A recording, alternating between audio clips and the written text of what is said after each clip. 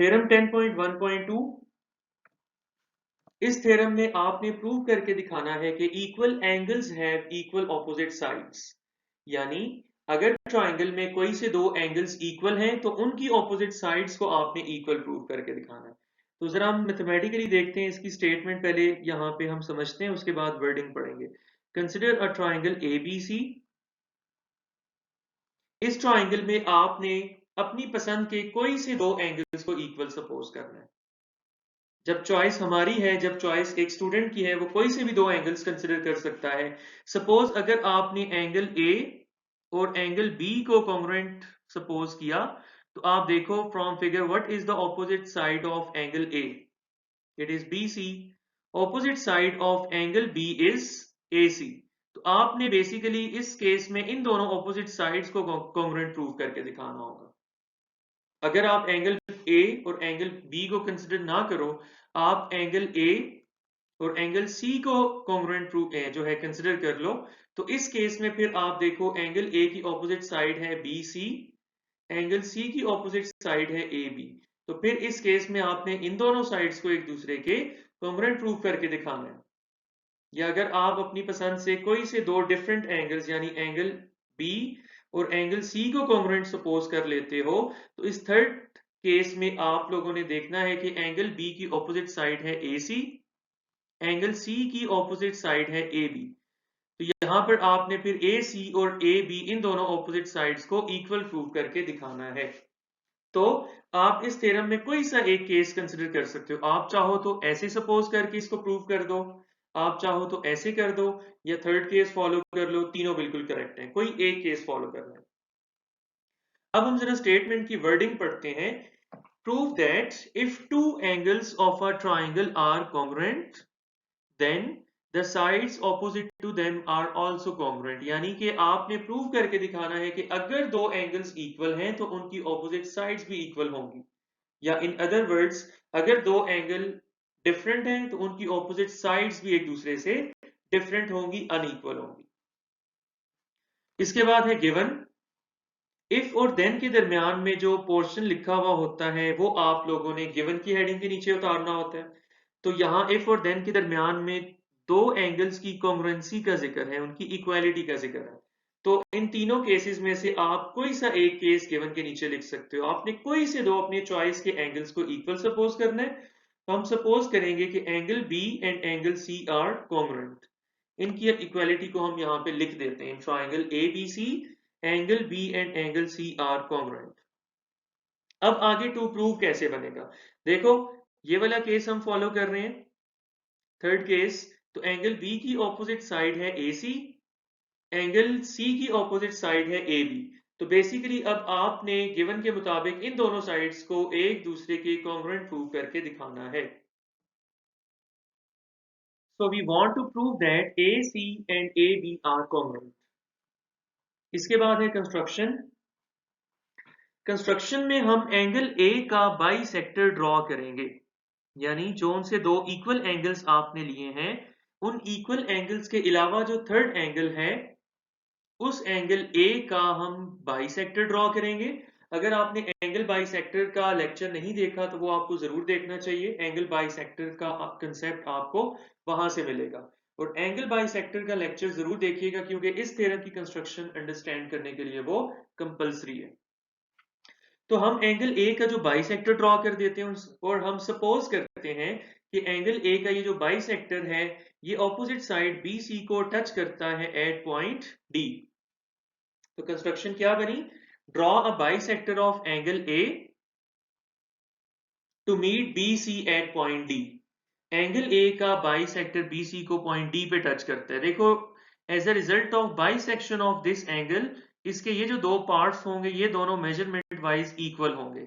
यानी ये जो पार्ट है एंगल BAD, ये इक्वल होगा एंगल CAD के। तो ये यहाँ पे हम मेंशन कर देते हैं ताकि हमें आसानी रहे। यानी measurement of angle BAD is equal to measurement of angle CAD। Next है हमारे पास इसका proof.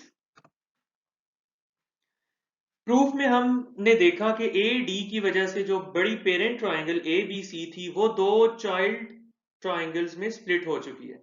Such that first triangle है BAD या ABD, ये वाली ट्राइंगल मैं कह रहा हूं, और सेकंड इसकी एडजेसेंट ट्राइंगल है ट्राइंगल ADC, ये वाली। अब आपने प्रूफ में इन दोनों ट्राइंगल्स को कॉन्ग्रुएंट प्रूफ करके दिखाना है, और हमने इन्हीं दोनों ट्राइंगल्स की यहाँ पे करस्पॉन्डेंस लिख दी। Consider the correspondence between triangle ABD and triangle ACD। अब आपने गिवन और कंस्ट्रक्शन की हेडिंग्स के नीचे जाते हुए देखना है कि इन ट्राइंगल्स के कौन कौन से एलिमेंट्स हैं जो इक्वल हैं। तो गिवन की हेडिंग से मिलेगा आपको कि angle B is congruent to angle C, यानी ये जो एंगल है एंगल बी, ये कॉन्ग्रुएंट है इस एंगल सी के। ओके, इसके बाद कंस्ट्रक्शन से पता चला कि ये जो एंगल है angle BAD, it is equal to angle CAD, ये CAD के इक्वल है, ये लिखा हुआ है कंस्ट्रक्शन में। और इसके अलावा आपको पता चला कि एक कॉमन साइड भी है, वो कौन सी है? AD is the common side between these two triangles, वो दोनों ट्राइंगल्स को कवर कर रही है।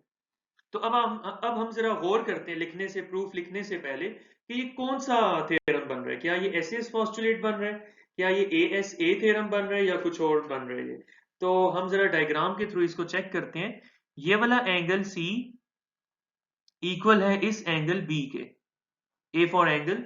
इसके बाद ये जो एंगल CAD है ये इक्वल है इस एंगल BAD के, A फॉर एंगल। और उसके बाद ये वाली साइड भी इन दोनों की इक्वल है, कॉमन है। अब देखो दो एंगल्स हैं लेकिन उनके दरमियान में इंक्लूड होने वाली साइड शामिल नहीं है, वो इक्वल नहीं है। तो ये क्या बनेगा? दो एंगल्स एक साइड पे और साइड अलग, ये बनेगा AAS थ्योरम। अब इन बातों को जो हमने बोला है हम लिख देते हैं यहाँ पे। हमने कहा कि AD is congruent to AD because दोनों ट्राइंगल्स में एक कॉमन साइड थी। उसके बाद हमने कहा हमें गिवन है कि एंगल B और एंगल C कॉन्ग्रुएंट है एक दूसरे के।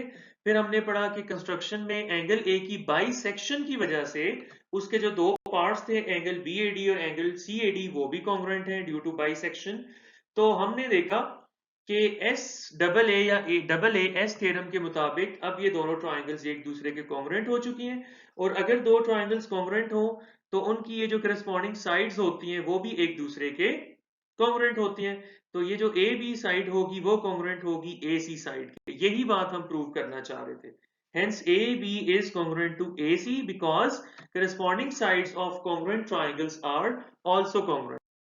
इस अब हमारे पास इस लेक्चर में MCQs है। In a triangle ABC, find the opposite side of angle A.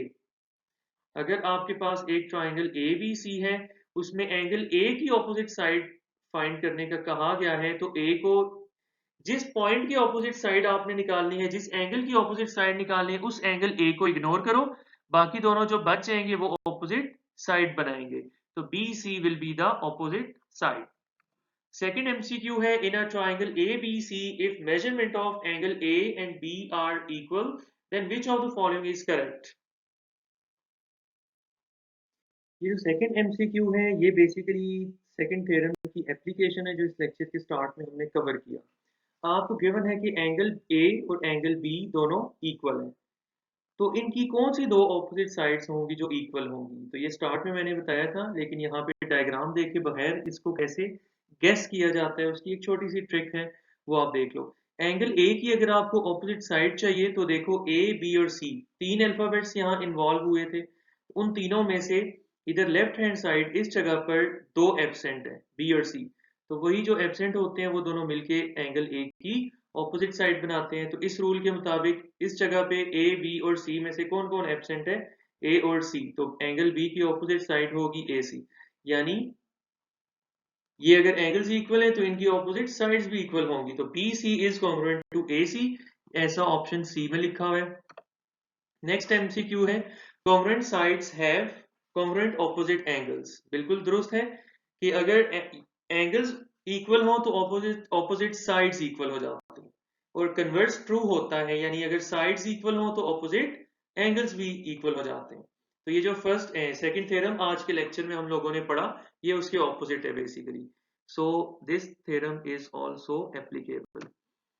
Number 4, if one angle of a right angle triangle is of 30 degrees, then hypotenuse is as much long as the side opposite to the angle।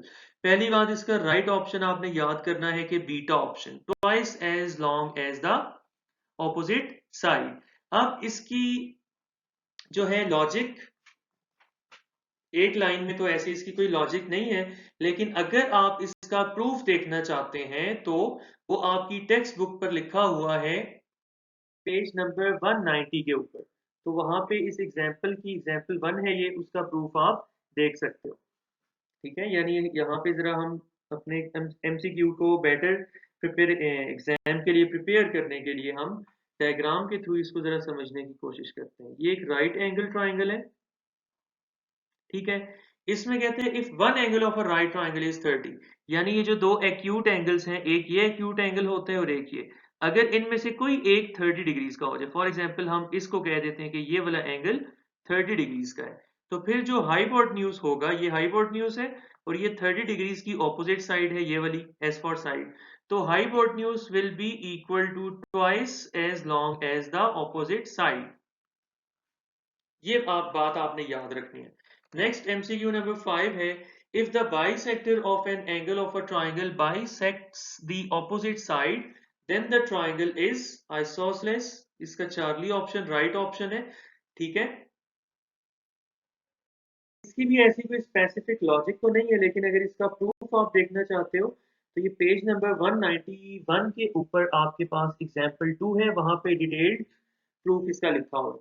लेकिन इस किस्म की जो examples होती हैं, इनकी statements को MCQs की शक्ल में बना के पूछा जाता है, जैसे ये पूछा गया है यहाँ पे। तो इसको जरा डायग्राम के थ्रू हम समझ लेते हैं।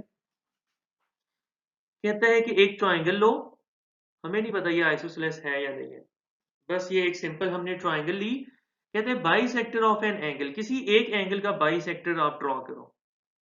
फॉर एग्जाम्पल इस ऊपर वाले एंगल का अगर हमने बाई सेक्टर ड्रॉ किया, और अगर इस एंगल का बाई सेक्टर अगर ऑपोजिट साइड को भी बाई सेक्ट कर जाए, यानी एक तीर से अगर वो दो शिकार कर जाए, अगर आपने जिस एंगल का बाई सेक्टर लिया वो एंगल के साथ साथ उसके सामने वाली साइड को भी बाई सेक्ट कर रहा हो, तो ऐसा जिस ट्राइंगल के अंदर होगा वो ट्राइंगल कंफर्म बात है आइसोसेलेस होगी। Number 6, any two medians of an equilateral triangle are equal in measure. ये बिल्कुल दुरुस्त है, हमने पहले भी एक लेक्चर में पढ़ा है कि इक्विलेटरल ट्राइंगल के अंदर सब कुछ इक्वल होता है, sides equal, angles equal, medians equal, altitudes equal, right bisectors equal. So this statement is very true.